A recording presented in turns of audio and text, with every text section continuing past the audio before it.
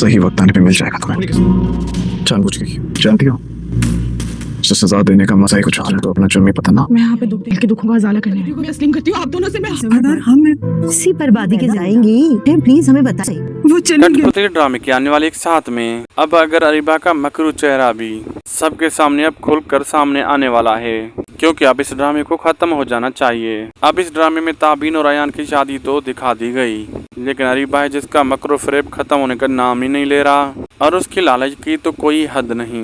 लेकिन अब उसने अदनान से वो सब कुछ हासिल कर लिया जिसकी वो तलबगार थी।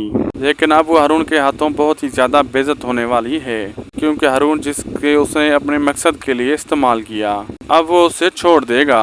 हारून तो अब अरीबा की तरह मुड़ कर भी नहीं देखेगा, लेकिन यही अरीबा होगी जिसकी अब कुछ खामियां और कुछ ऐसे सबूत अब हारून के हाथ लग चुके हैं, जिसकी वजह से अब अरीबा तो ब्लैकमेल होती ही रहेगी।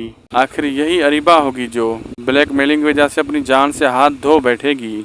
तब उसकी माँ को भी एहसास होगा कि काश उसने अरीबा को पहले दिन ही मना कर दिया होता तो आज उसकी बेटी भी जिंदा होती। लेकिन अब वो पछताएगी और ताबीन से भी माफी मांगेगी, लेकिन ताबीन तो अब उसे माफ कर ही देगी और अयान और ताबीन एक साथ बहुत ही ज्यादा खुश होंगे।